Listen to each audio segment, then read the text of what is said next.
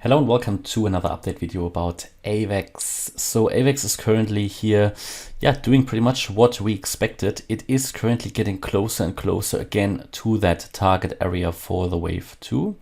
This is the area that we defined here in the beginning of March. Told you that we're probably going to finish here off a wave B, which we did, yeah. So we came a little bit higher than the wave 1. That's absolutely fine. And we are now in this wave 2 range, coming into the wave 2 range in this target area, and that is located. If we draw the Fibonacci retracements, for that I need to start down here at the low and we go all the way up to the wave 1 peak. And there you go. This is the retracement level, the most likely retracement levels for a wave 2. It actually should be, so actually we reached it already, because I said many times in previous videos that the minimum is normally for a wave 2 the 50% fib retracement. And I did some more reading about it, and I had in the back of my mind that it is really above 70% of wave 2 waves really go to the 50% retracement. And so I think because here is where the most likely retracement starts for a wave 2, I'm gonna extend that target area. So as I said before, the 50% was already where it could have turned around, and therefore I'm now extending the target area. So we're actually already in it, just to avoid any confusion, because it doesn't make sense to put a target area on the screen here and then in the other sentence I tell you it could already be turning around. So the target area is already reached for a wave 2, but I would still expect lower levels, lower prices for a wave 2. The reason is that we still here haven't reached the 61.8% fib level. Now that is a very likely one. That is generally the most likely Fibonacci level to be reached, the golden ratio. But even a wave 2 oftentimes also reaches the 78.6% fib level, or even the 88.7. Now this is here located in general between $58 and $76, the target area.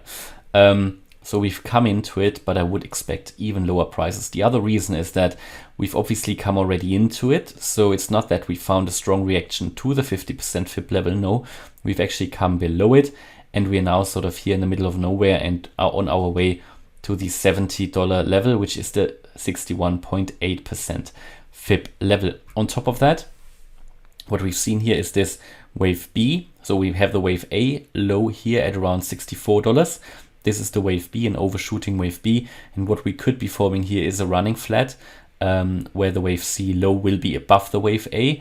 Now that is possible. It's not too likely. It is possible in such a smaller degree wave. Not, in my opinion, in such a higher level degree wave that Bitcoin is forming. It's extremely unlikely, but even here in such a pattern, it would not be too likely. So ideally you want to go back or want to go down below the wave A. So that would be the $62 level to complete that second wave here, before we then go up in a wave 3, which could at the moment look like, which looks like at the moment could be around $145. That's where it would start, all the way up to maybe 160. It's a bit too early to talk about that, but that is roughly where we would expect that wave 3 to go to, then a wave 4 retracement and a wave 5 up, which would complete a higher degree wave 3. So far going according to plan. We are here in a range at the moment. Let me take the fibs out, but you can see that the range here starts actually at the 38.2% fib level and is going down here all the way to probably $72. So let's take a look. That range, as I said, I put already here that resistance level on the chart anyway. Gonna probably take the $78 level out, or I move it down here. So this is currently where we're finding support, pretty much around $72, $73. So you're here in a range between 73 and 81. And you could argue, again, similar to what we've seen with some other cryptos, that this could be here a so-called rectangle pattern. So where you're coming down here, you've got your channel or a flag pole, and this here is your flag or a rectangle, and the rectangle is a typical trend continuation pattern. And because we are here in a short-term downtrend, we could argue that we are more likely to go down and really go down maybe to that 61.8% FIB level. But even if we see some temporary upside, that would not be unusual. It will be hard for AVAX because we've got, first of all, the 200-day moving average located here at $85. Then we've got the 50-day moving average here at 82. And to get through these levels will be hard, especially as we also have 2 previous rejection points here. So that will be hard to really go through that, especially as it is just below this. And we recently even had the death cross here on the 5th of March. Yeah, so overall a range market at the moment, and we need to look out for that breakout to the downside below 73. I think we will go then to the next target, which would be that 61.8% FIB level. Is an uptrend possible? Yes, of course it is. We already reached the target area here, but it currently doesn't look like it. An uptrend would get likely as soon as we break above the 200-day moving average, in my opinion, which is the 85.50 level. But what we want with that is also a breakout and the retest, and then we can get the first price target would then be the wave B high, which is at $103 US. And if we really go above that, then it could be more likely that already the wave 2 is already in, and we could then already go to that $145 US level. So currently going according to plan here. The market now on this weekend needs to decide where it's going to go next.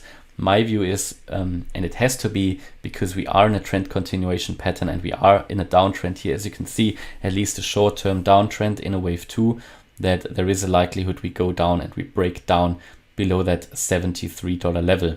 Yeah, of course, this also depends to a certain degree on Bitcoin. These coins are all related, but it doesn't mean they all move in the same waves. In fact, they move in completely different waves.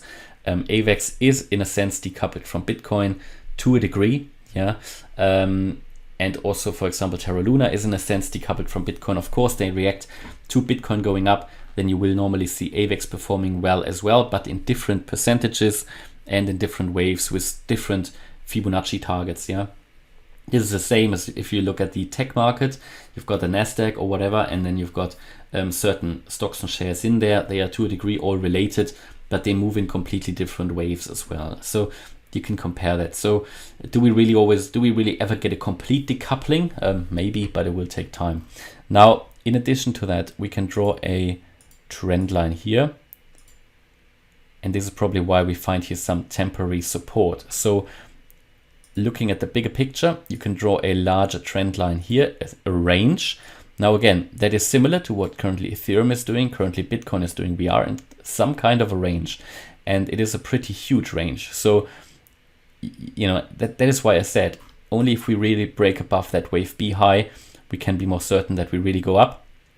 Now, we can go a little bit higher, as you can see here in this channel. So it's worth keeping that channel on the chart. But generally, for a possible trade setup, it would also be attractive here to go long potentially, not telling you to do it, but when there is a buy signal and when we really break above maybe the previous rejection points here at $81. Yes, we still have the 200-day moving average here, but then looking at this, the price hasn't really reacted too strongly to the 200-day moving average. So it might be worth, with the stop loss, then going long here above the previous rejection points, because then it means we are back in an uptrend, or it could at least be, and that we go really once more to the top of that channel. So AVAX is generally a rather volatile cryptocurrency, which also can be used for short-term swing trading. But that is for everybody who's interested in the shorter term moves. For the longer term moves, I would still be expecting that we dip a little bit deeper.